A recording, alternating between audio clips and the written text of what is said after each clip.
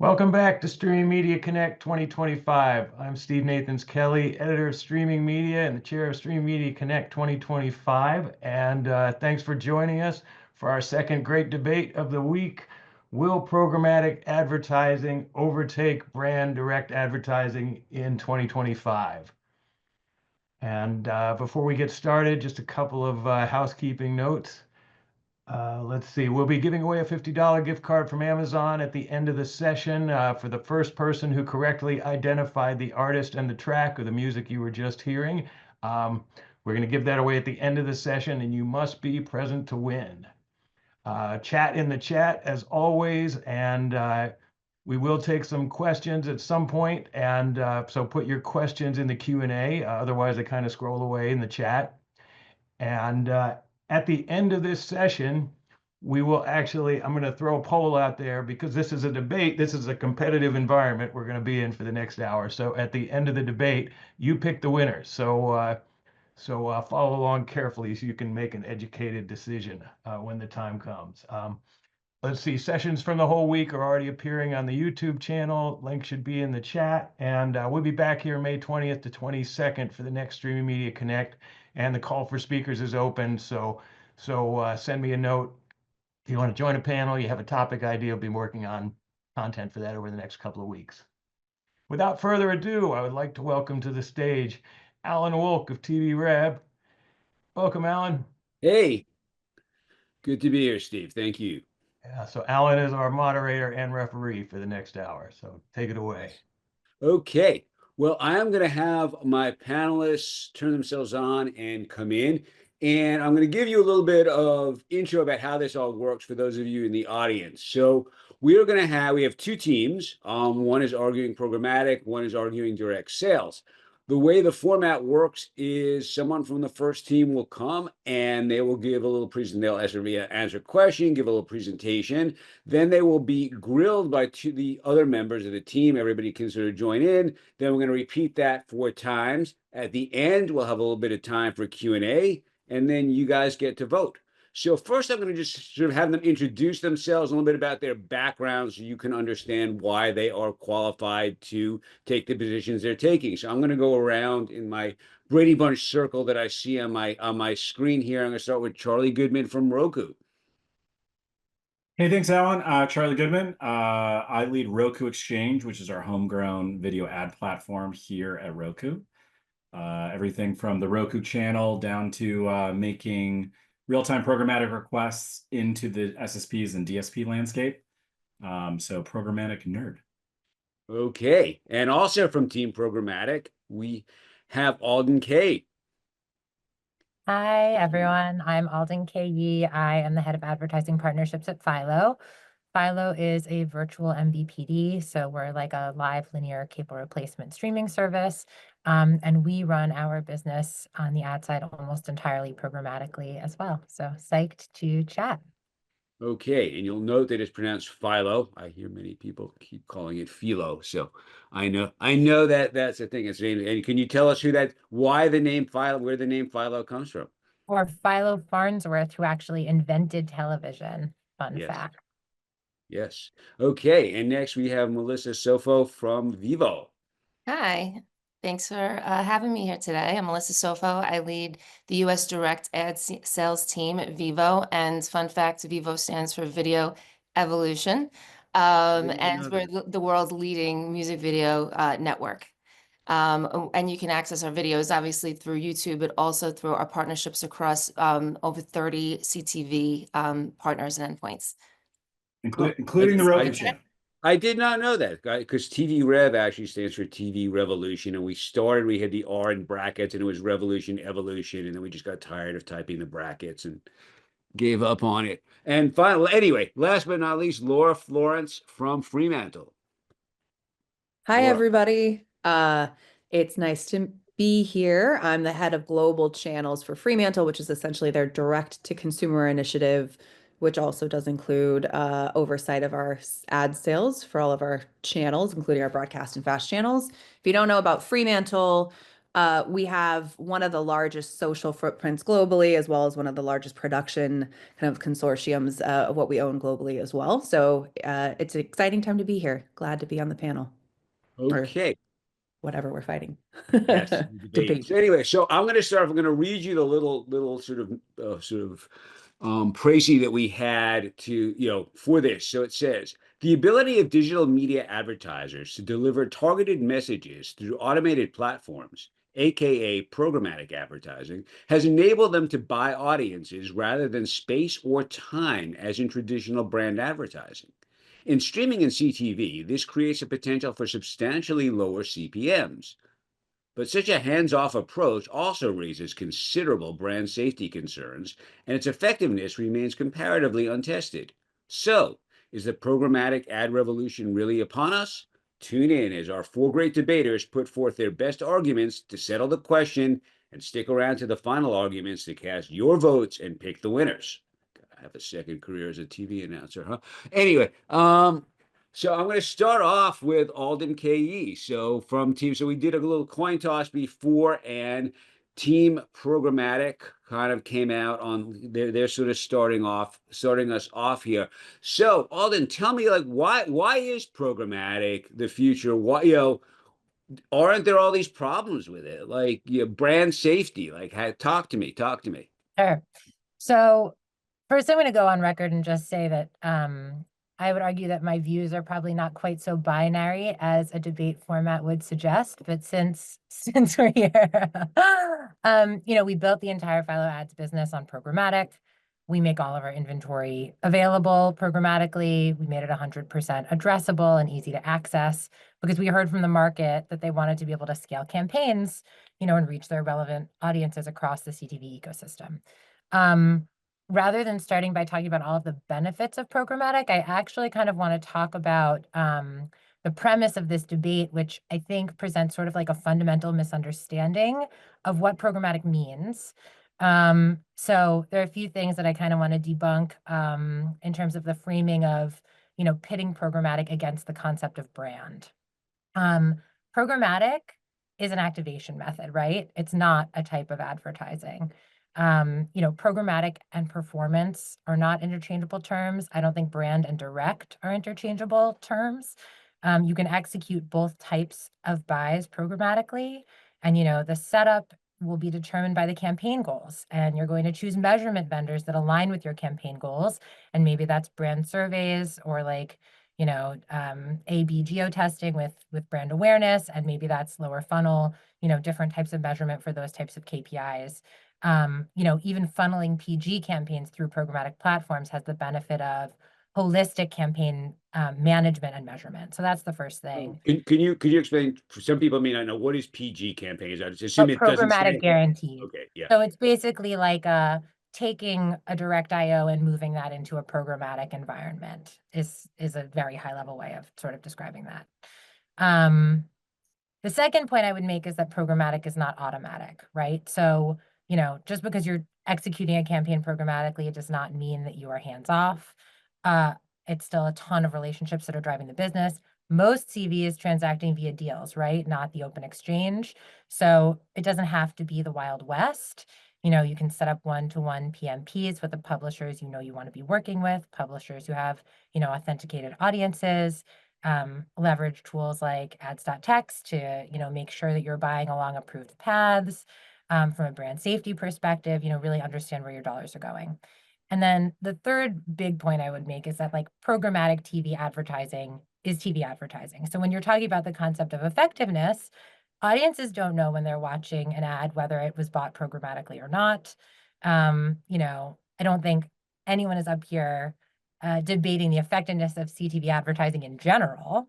And like as an example, this is a silly example, but I can go to the store and I can buy a bag of pretzels, or I can order that bag of pretzels from Fresh Direct. Like, is one of the bags of pretzels more effective? They taste the same to me. They are the same pretzels, but you went through a different supply path, right? And, maybe one is optimized on price and one is optimized on efficiency. And ultimately, advertising on CTV is advertising on CTV, whether you buy it directly or programmatically. Programmatic is really about reaching audiences in the most effective way, scaling that across, fragmented premium publisher landscape, being able to, target your relevant audiences, measure holistically, make changes and optimize in campaign in a more flexible way. So broadly, I think that, we have seen the market sort of shifting towards programmatic. We are going to continue to see that shift, as buyers are seeking that greater ease of scaling and the transparency and the optimization and the flexibility. Okay, so you guys gonna let her get away with that? So Laura and Melissa, it's your turn to grill Aulden about what she just said. Try and poke holes in her argument.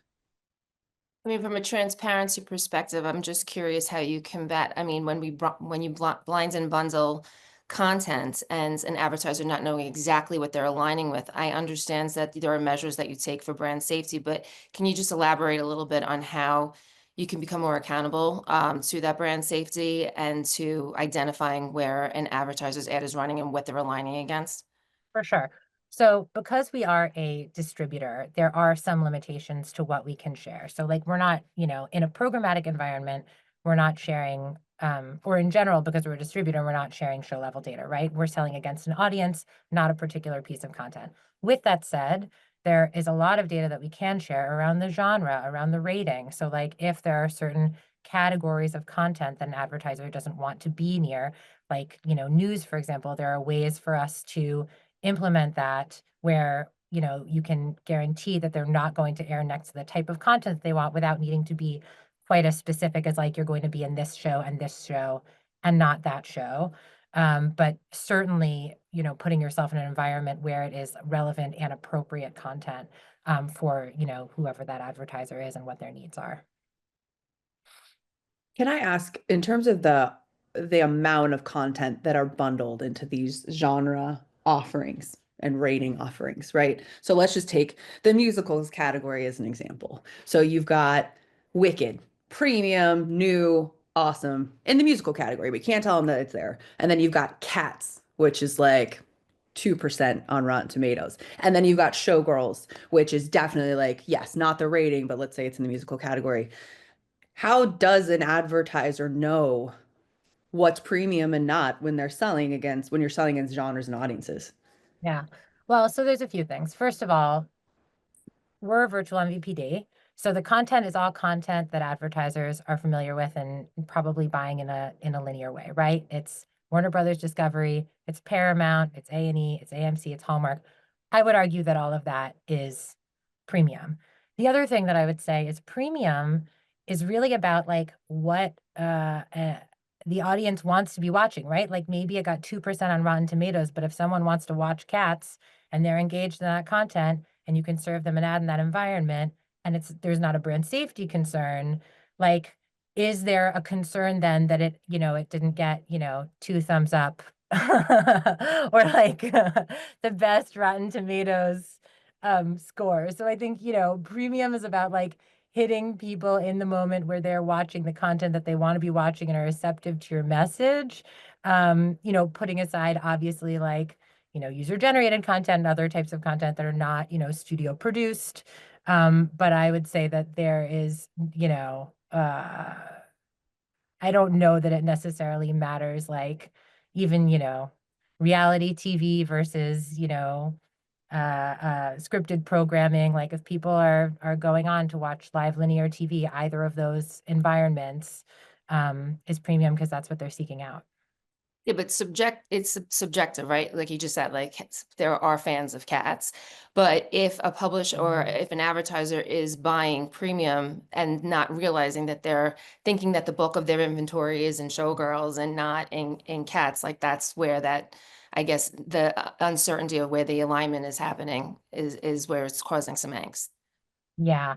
I mean, I think this is also just a thing that is like CTV versus linear in general, which is that like the concept of buying into a specific show and like reaching the entire national audience has changed because in CTV, everyone is watching different things at different times, and so I think that that whole concept of like buying into one specific piece of content unless maybe it's like a particular, you know, sports event or like tent pole is sort of changing. Also, I would invite Charlie to jump in on any of that. Yeah, I kind of want to know more about from Laura why a preconceived notion of like things like Wicked is going to drive a meaningful media outcome, and why lock up the budgets just because you know it's on Wicked.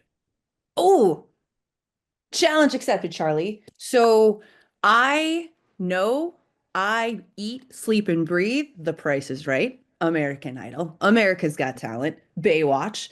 And what I know from my customer is our completion rate for our shows is some of the highest for our categories of people that love to watch, right? On average, they watch, especially in the CTV space, 3 to 4 hours or more of our channels and content. So that's where we say we can provide that certainty. Us as publishers with direct, we can provide a level of additional transparency at a higher CPM because we are able to provide that type of insight to our customer base. So I think that's why we ask that question, right? As you say it about Wicked, man, if you get to that end scene where she's belting out the song at the top of the staircase, you get goosebumps all over. That's the moment where you know that you're getting people through the movie. Like that's where you want maybe that type of engagement. I'd say the same for live sports and other things. So, My counter to that actually is that if you know that as both the distributor or the content programmer, that's a great ability to say that climatic scene, that important scene, that sight, sound, motion, you could easily package that up in a deal ID so it's broader than just Wicked. And you could definitely do a programmatic guaranteed and even target either like the first ad in the pod or the last ad in the pod. Like to me, it shouldn't be about these are specific programs other than like maybe 10 polls and like NFL being the exception. But it really should be the content features. It should be about, it's not about the genre. Maybe it is, but like it shouldn't be about it's two bro girls. I think it should be a combination of these signals where a real-time bidder knows that this is the stickiest opportunity. Okay. And if you want to package it up, you can package it up. Okay, I'm going to jump in. It's now time for Team Direct Sales to do their 5-minute pitch. Because I have no short-term memory. Was Melissa, you were going first, or Sure. yeah, Okay. okay. So And- tell us why is direct in this day of the internet and where everything can easily be automated and all that, why is direct sales still so important? Well, I'm going to put out a disclaimer, as Aulden did obviously earlier. It's also like we live in an exciting time where we have the opportunity to transact either programmatically or direct, and offering our clients frictionless activation is part of why it's so excited to be a part of this landscape now. So it really depends on a client's KPIs and what they're trying to achieve. Similar to what Charlie was just saying, like, yes, you can buy the audiences that are engaged with those big moments, but you won't be aligning with that exact moment. And the only way that you can do that is by direct alignment, by buying direct. And that comes in the form of large sponsorships.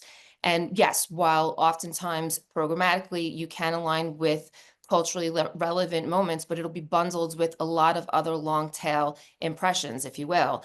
But having that true alignment with a big, huge moment. I mean, for me in particular, I mean, Kendrick Lamar is the proof in the pudding for me. He's been so popular over the past year. I mean, more than that.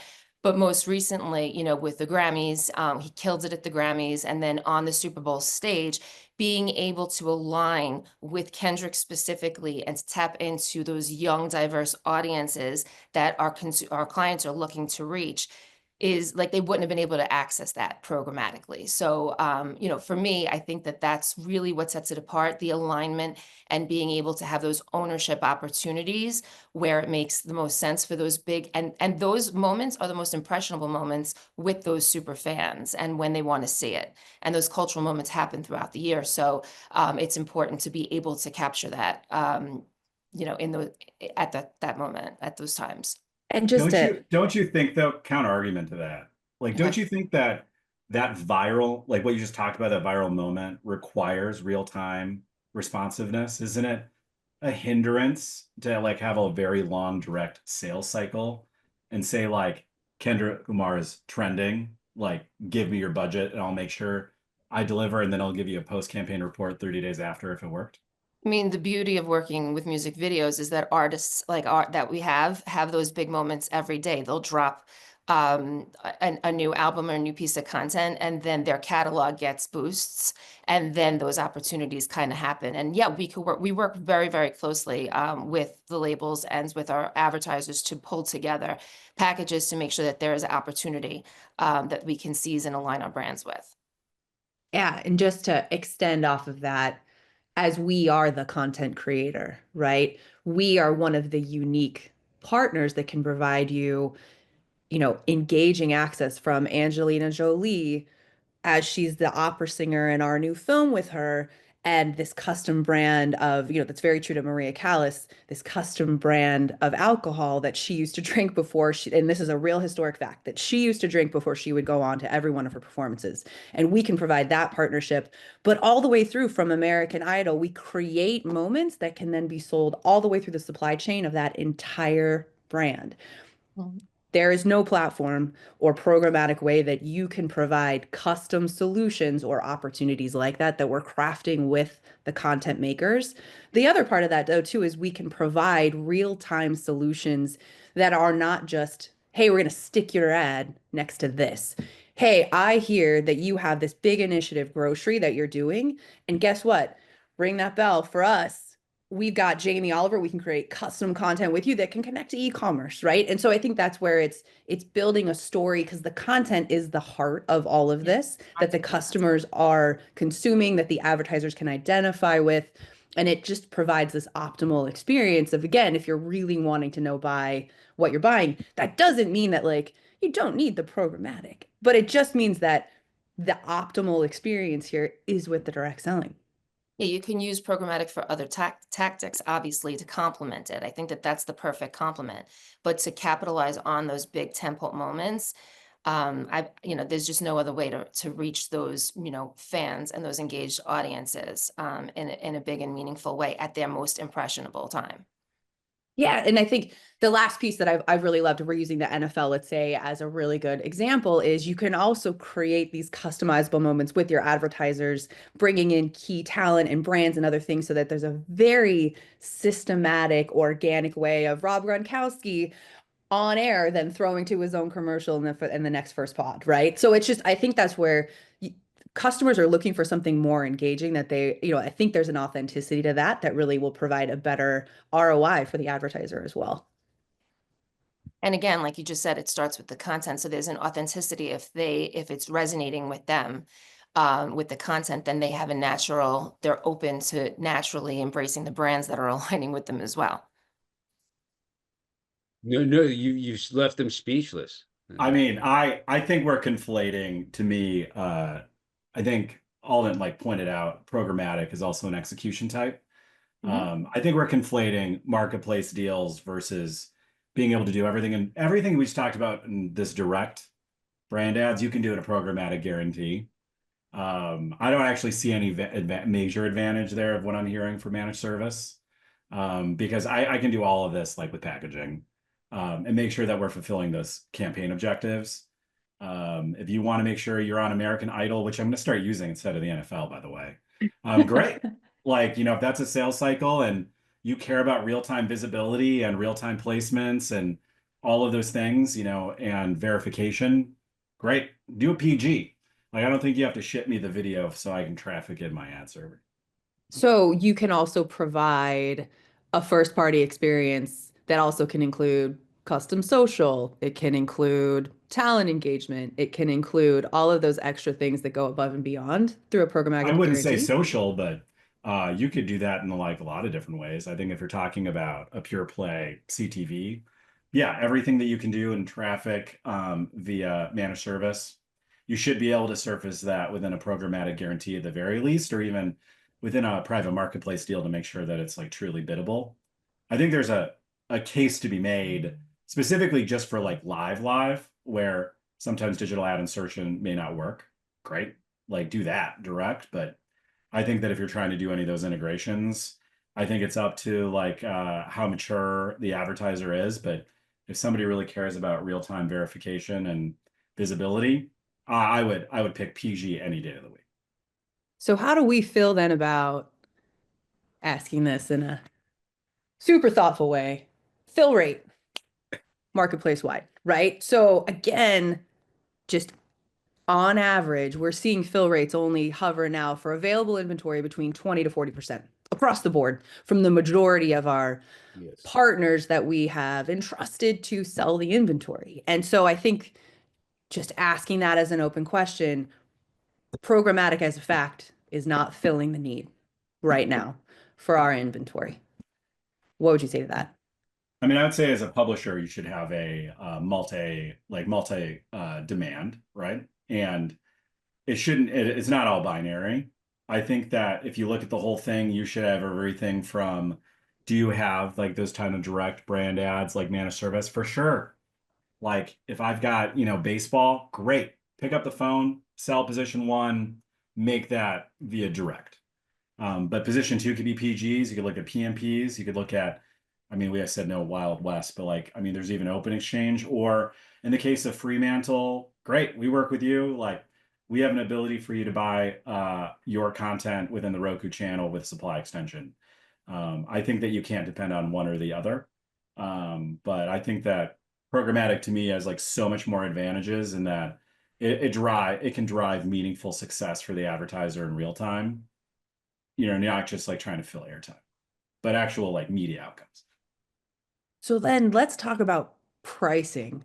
So currently, with the amount of inventory available on the market, the price has consistently come down for programmatic. I think to some all-time lows is what we're seeing. And just because, we're seeing that linear audience really migrate into CTV, which is good for all of us, right? But it is an open challenge right now. What would your response be that the programmatic pricing is the lowest it's ever been? Even if you're filling it, we're filling it at, and we're kind of bringing down the bottom of the market. Yeah, well, I think there's no question that there's been a drop in overall effective CPMs if you're a publisher. I think that is accurate, but I don't think that the way to combat that is to say that it has to be direct and brand ads only. And in fact, for like, as an example, like the strategy you can do is to say, great, here's a CPM for managed service. I'm going to make that a floor. Like, I know that optimization and being able to like say floor plus is like the number one optimization capability that an advertiser has in a DSP. Great. That seems like a great pricing strategy. I think that there's a lot of ways for you to do that and still make the yield. Also, not everything has to be just filling airtime. Video on demand should have collapsible ad units. If you're a distributor like Roku, Philo, etc., then there's a lot of ways that you can be able to use that slate for really important messaging as well. I don't think it has to be just based on fill rate. Yeah. I would also say, I think that the pricing situation is like, that is not just a programmatic thing. That is just an ecosystem thing, right? There's a lot of premium inventory out there right now. And it is about, showing the value depending on what an advertiser is trying to achieve. And so there are different things like, prioritization and so I just think that the concept of the pricing being a programmatic issue, like I think that the pricing is broader than that. Yeah, I also think that we've had an evolution where it wasn't like it used to be just about rating points, right? Who's your audience? What's their gender? What's their age? Like, great. And then I'm going to do that in a closed loop system on linear and just like blast it out and be like, I did a good job for your buy. I think what we're seeing now, at least what I'm seeing at Roku, is that a lot of these marketers are being held to accountability on those budgets. I wouldn't say return on investment, but like they're being held to accountability, in which case, like, I don't think you can just call up and lock up a budget. I think that ability to have real-time responsiveness is something that everybody's holding us accountable to. And I think from there, like pricing is pricing, fine. But at the same time, I think our inventory is even more valuable and impressions are going up. Yeah, but the pricing is going down because of the bundling with the, it's not all 100% premium. So, and when you prioritize that, that premium content for direct and for sponsorships, then it's just basically what's left. Yeah, but I think that if you look at an entire catalog, I'm going to pick on Roku and Philo for a second. Like, you do have 10 polls for sure. right? You have also commoditized licensed content. We have original titles. I think all of those have different pricing, either based on, for me, like content profitability, audience scarcity, like all of those things. I think that there's a real way to be able to do that. I also think that in programmatic, you shouldn't just have one deal. There should be a PG for certain cases. There should be a separate deal for sports. There should be a separate deal for viral moments, like Kendrick Lamar on American Idol is what I'm hearing. But I think like there's a lot of ways to be able to do that, and it should all be based on packaging. If I think that for things like direct, et cetera, like where to me technically that makes the most sense is either moments of like really high concurrency, like live sports, latency will kill you. That's really bad. Or even the case of like something like really hyper targeted.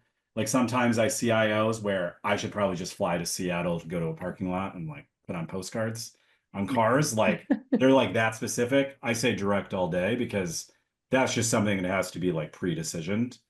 But the rest of it, I think everything that you can do in direct, minus those limitations, like I think you can confidently do throughout a variety of programmatic strategies. Okay. Oh, go ahead. Go on. No, go on. I think one of the biggest hurdles in general that I hear is how complicated programmatic buying is and why the linear dollars have not come over at the same rate that the customer usage has. And I think that's again where we as publishers providing this direct sales opportunity help to bridge that gap as well for some of this. But how would you respond to that latency that we're seeing where they're just not understanding how to buy and that those dollars are not migrating? Yeah, I don't know if that's like necessarily a trafficking issue. I think that it gets really complex, especially with us in CTV. I think there's a lot of ways that measurement works. Let's say in display and social, it does not work in CTV. There's an over-reliance on IP addresses, like you name it. You're right. I think it does require a lot more sophistication. But I don't know if that, I think it was just easier to call Jake in New York and like put an ad on the cable network for sure. Right. Well, and it's But also, it's yeah. easier to say like, oh, you got this many rating points or whatever, even though that's based on, uh, what I would say is like an antiquated method of measuring Yeah. viewership and understanding what an audience looks like. So just because it's been built on that for the past, 70, 80 years doesn't mean that that's like actually like a truer version of what's happening. Measurement has gotten more fragmented and more complicated for sure, and it's still a work in progress. But it's also just, I think, like defaulting to the thing that is easy and standard, whether or not it is still good. Yeah, and But also let me- if you look at the spend 8 years ago, like what was programmatic, like transacted in like CTV, it was like this. And now I actually think we're at a tipping point where it's like more than 50% programmatic. I think that a lot of the digital buyers who now grew up in a DSP where things are a lot more mature are able to now transact CTV. I feel like that old school linear mentality is going down, but I feel like it's because the agencies and the marketers are a lot more sophisticated. They're used to self-service platforms. They're used to buying in a demand side platform. So I hope that this industry is a lot more interoperable and industry standard where a lot of those challenges like no longer exist. But I hope we get there.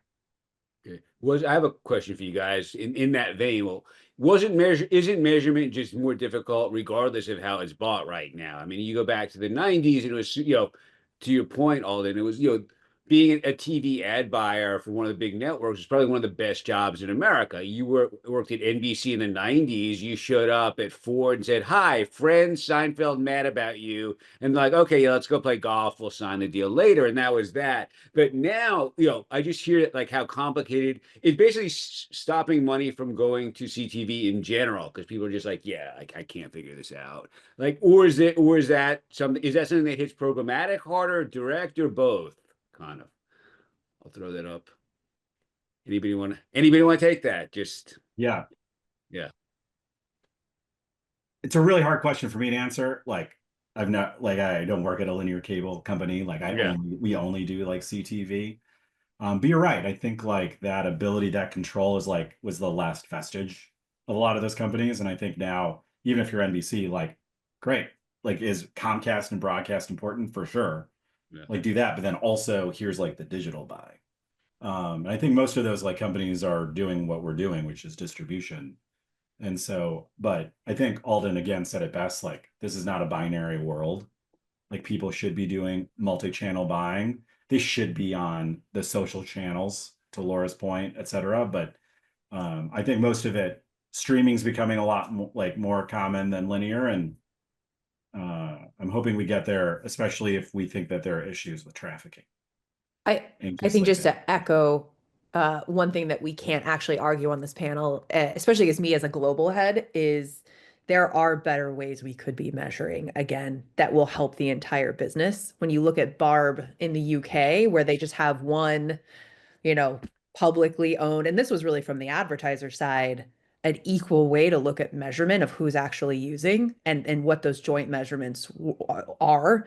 That's a pretty simple foundation, which is really hard right now because big measurement companies want to charge us for that, and they don't have integration, and there is no customer metric that is aligned, right? I think foundationally, just agreeing that is one of our biggest challenges to really come out of this. Although, Melissa, you had talked about, I think there were some unique opportunities as a direct publisher you could provide still for measurement that could help. Going back to the Kendrick example, I mean, we saw 24 million views across the first 2 weeks that he dropped his Not Like Us video. So there are spikes in our viewership based upon these big moments that our clients, when they align on the front ends with them, get to benefit from those large, spikes in viewership and the affiliation with the brands. We also work with, iSpot to measure incrementality. Obviously, we work with Disco to measure brand affinities. So there are different ways in which, yes, measurement is not one perfect science. And I think we're all saying the same thing, but there are ways to prove the value of aligning directly with those, for me, those artists and those and getting those, audiences that are unique that you can't get elsewhere. Yeah, but I think regardless if it's direct or programmatic, like if you're a publisher, you have a responsibility to work with those main measurement companies and make sure that you agree their methodology, they're measuring things in the way that makes sense for your infrastructure, and thinking about like what does success look like. Like a very tactical example, what we see a lot is we've got these measurement companies coming from digital to CTV, and they have an over reliance on IP address. Like, don't use IP address for that. Like, if you have Starlink, it's for an entire neighborhood. It's a really bad method. You should be looking at identity syncs with your logged in users. Like, this is just like a tactical example, but yeah, it's hard to be a publisher because you need to have a good relationship with measurement companies and the demand side platforms and the supply side platforms, and of course the advertiser. But those partnerships and standards are key to making sure that the advertiser can actually measure. So I have a question for you guys. I'll aim this at more a team programmatic, but please jump in. One of the things when we talk to people, and this is sort of past tense, was in the issue of transparency, that you talk to people on the agency side and they're like, yeah, like I give these people my programmatic dollars, but then I have no idea where my ads ran. And there's kind of a concern that, not so much cats versus showgirls, but, Susie's Cat Shop, where she's sort of shooting it on her iPhone, but has made a TV series over it versus a professionally produced show. And they're like, yeah, they never tell us where it runs. They just say, oh, you hit your target. Is that still a problem? And should it be, if it still is? I think, well, one, you have the same burden direct. Like I think Melissa talked about like first party measurement, and you can still give those same insights. But you're right. I think in a privacy landscape, there's a big difference than selling a program that's not addressable versus having a highly addressable product with identities, et cetera, plus viewership data. Puts you in like a hard bond. But one of the reasons why we have things like programmatic specs is I can be able to tell you production quality is true, what the content type is, how long the duration is. I can actually provide a lot more of that information in real time of the actual underlying program. And then sure, I can also provide a canned report at the end that says, this was your top series. Your audience was here. It was Two Broke Girls or American Idol or whatever. I still think that like what Melissa is providing in vivo post-campaign, you can do that for sure all day, especially if it's a direct deal and you're working with an advertiser themselves. Yeah. I also think that's why it's so important if you are planning to buy across publishers is to set up, direct deals, because then maybe again, like we're not getting as granular as the show level on an individual impression basis, but you do know I am airing in Philo's environment and Philo has this type of content, and I can drill down to like the genre or whatever it is that's going to make me comfortable about where my dollars are going. So I do think that there is a need to be intentional about what you're buying and not just buy CTV in general. I do think you need to. The truth is there aren't that many premium providers, so it's actually like it's not like websites where in order to curate a list, I mean curation is a hot topic now, but curation on the greater web is a way different undertaking than curation in CTV. And it also goes back to, the client's KPIs at the end of the day. If they're looking for upper funnel tactics, coming direct, buying big moments and big sponsorships with me will help, but then to go down the funnel and complement that with programmatic and more tactical audience targeting, that's again a perfect complement to a successful campaign. And that's why I think we're all saying, leveraging the two together is the formula for success. I think we solved the problem of We the did. the debate. There's no Okay. debate, in fact. I know. So, okay, I'm going to ask audience if you guys have some questions. We have one from Ken Silverman. I'm gonna ask another quick question from you guys. Contextual targeting has had, sort of the big buzzword these days, because the idea is that it solves a whole world of hurt, everything from from privacy issues to transparency and stuff. Like, how is that pro or con, affecting programmatic and then direct sales? Like, if you guys want to talk to it, and are you actually seeing it, or is it just sort of a thing that people are talking about a lot and it hasn't really made its way down into the trenches yet? I would say on our go oh, ahead. go ahead. I would say, No, you go. I think on our side, what's been interesting is there are some platforms, because we're so widely distributed, right? Some platforms have really good contextual advertising and their CPMs and their fill rates reflect that, whereas others don't necessarily have that same capability. For us, we're finding a really good balance of where we can authenticate our audience and then do audience mapping off of that with contextual. Like we can provide that whole end-to-end journey, right? So it's important. It's just not every platform has contextual like mechanics that also scale and are the same. And listen, it makes sense, right? Some of these platforms are much older. Some of them are legacy broadcasters that are coming into this and trying to adapt all their systems, right? Versus like Roku or others that are newer that are much more like apt and ready for this. Plus, they have really good closed environments. So that's just our perspective. Sorry, Aulden, I didn't mean to cut you off there. No, not at all. I think so sort of similarly, like one of the big issues I think in contextual right now is standardization. Yeah. Like not everyone has the same concept of what, we're passing genres and someone else has a different taxonomy that they're passing. And then what does that mean to the buy side and what are they looking for? So I think a lot of the work now is sort of, getting past, like the IAB genre is pharma or, and moving into a thing that is like more standard and better describes, TV content to make that, more usable. Right now, a lot of the targeting is happening on the pub side, right? So we'll curate specific deals with genres, and less of that targeting, I would say, is happening on the demand side for that reason. I totally agree. Like one, I should admit, we do have context and stuff, but most people are investing in Roku because of our logged in identity. So like if somebody was like, we just want a contextual buy, I'd be like, okay, but great. But for the most part, what I'm seeing in context, and I love that idea. I just want to pick on like women's sports for a second. Genre to Alden's point is like choose your own adventure. I think like women's sports is a really great audience, highly engaged. I think just based on socioeconomics, really great. But like I weirdly have the genre of just sports, or I have it as basketball, but there's not really a way to message out that it's as valuable because it's like Caitlin Clark. And so I think that we have to figure out as an industry, like how to surface that stuff so it actually like makes sense.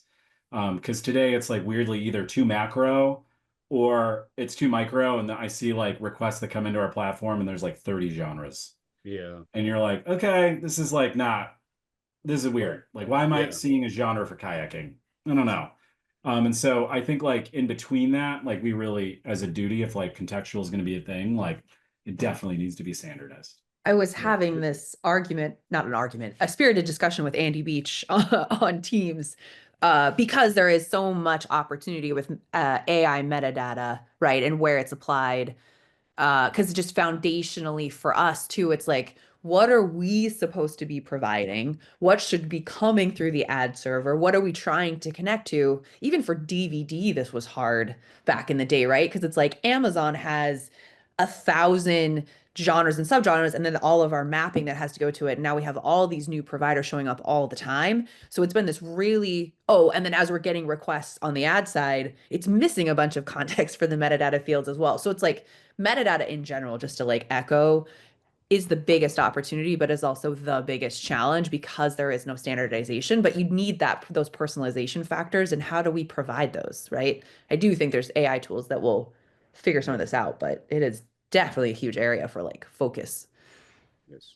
There's a great report on TVREV that we just came out with all about contextual targeting, which is free. It's a free download if you all are interested. But contextual, I'll just jump in. Contextual is more than just genre. That's the thing. It's emotion. You can start targeting on emotion, on your music choices, the actors who are in the scene. If you're Cadillac and Matthew McConaughey is in a show, you can run an ad, with him. So it seems to have a lot of opportunity. But to your point, Laura, is the metadata sucks because when they digitize all the TV shows, they didn't bother to do that. They're just like Seinfeld comedy, Friends season 3 episode 2, and that was it. So AI is helping with that. But yeah, I was just curious what you guys were seeing. Melissa, I wanted to. I was just going to say, I mean, my content set is a little unique in that respect. We have 15 different channels and different genres that span, so it's a little bit more natural for us to be able to catalog our content in that respect. But certainly, we have proprietary data and tools utilizing AI to help do that, and so that we can provide contextual advertising naturally to our clients. Yeah.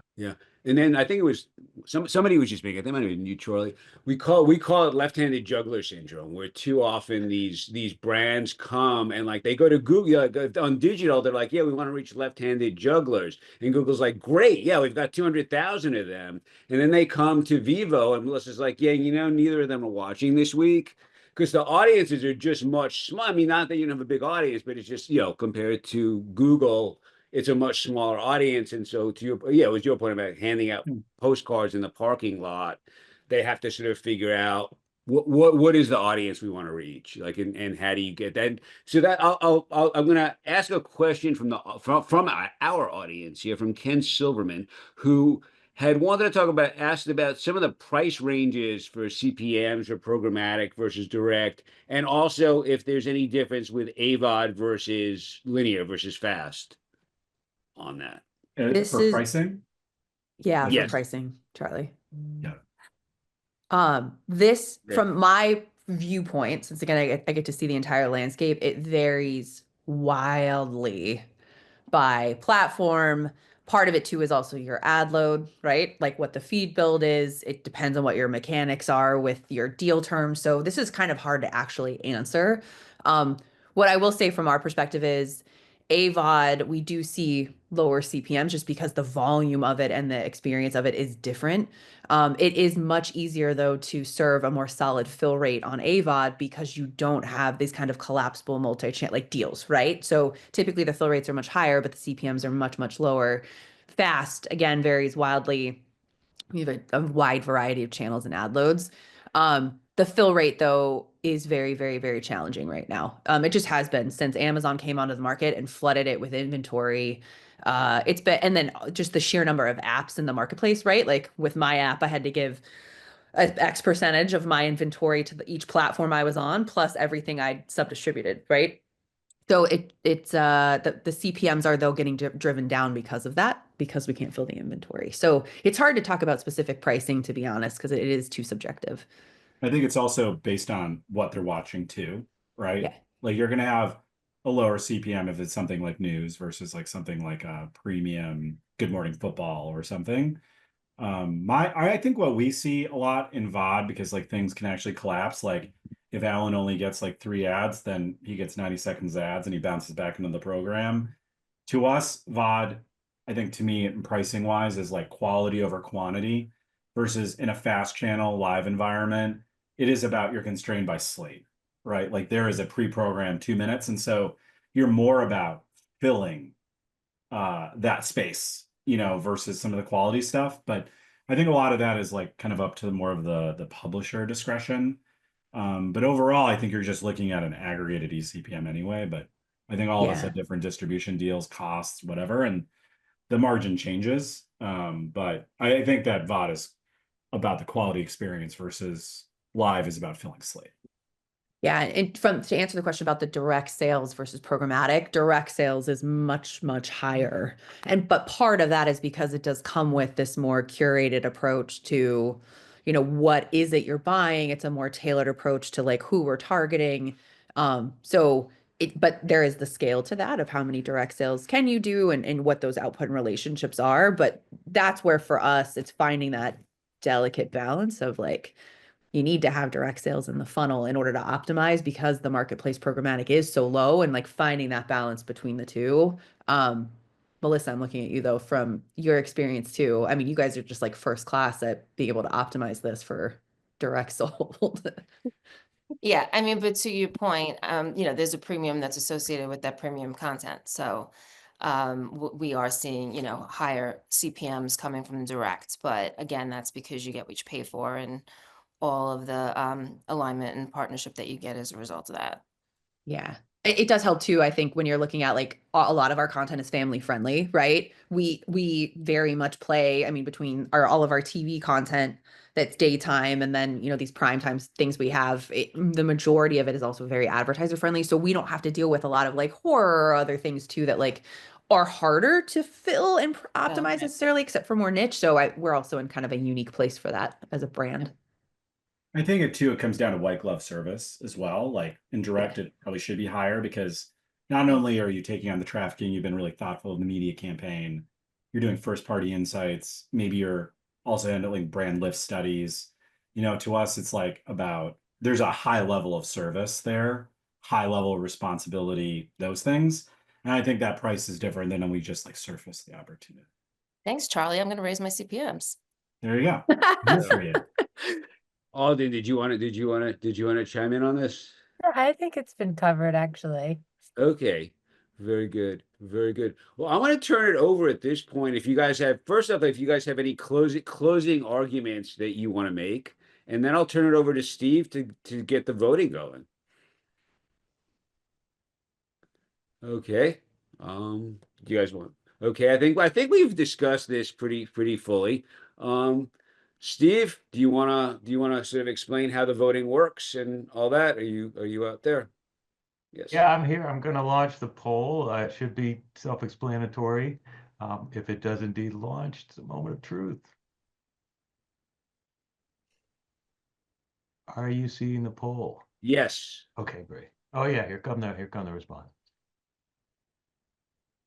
I'm disappointed that hosts and panelists cannot vote. But I was clicking on I was it. gonna say, I don't see this.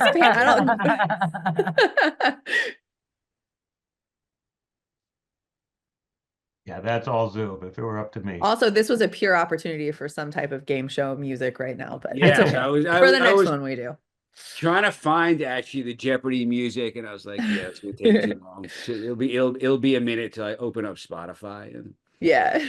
I feel like Melissa should have come more prepared with some type of. I know. Oh, yes. Big fail. Don't tell my boss. All right. Next time. I think the poll is I think we got it now. Okay. Results. Ooh, so it's close. So dang. Close. We lost by 1 vote. Oh my God. Yeah. Dang. All right. Okay. Well, it looks thank like you you. did pretty well because it's somewhat even. I was gonna say, I Yes. think we're all winners. I think agree. Yes, so I too. think no, seriously, you guys know your stuff. You made my life so easy because I just had to be like, yeah, you talk, yeah, you talk. As opposed to the usual panel where I'm like trying to get out. So this is great. And like check all these guys out on the thing. Check out TVREV if you want to know about contextual, which is sort of a combination of all this. It's like I said, it's free. Listen to Vivo, watch Philo, Fremantle, and Roku. So thank you all very much and take care. Thanks, guys. Thank Yeah. Super you. great See debate. everybody. Bye-bye. And before we go, I will just announce our gift card winner. It was Angela Victor, who correctly identified Follow Your Bliss by the B-52s, and a happy 78th birthday to Cindy Wilson, if she's out there somewhere. Oh, And please join us in 30 minutes for the last session of Streaming Media Connect. App Crackle Pop, what a video app really needs. okay. Thank you guys. Thanks. Cheers.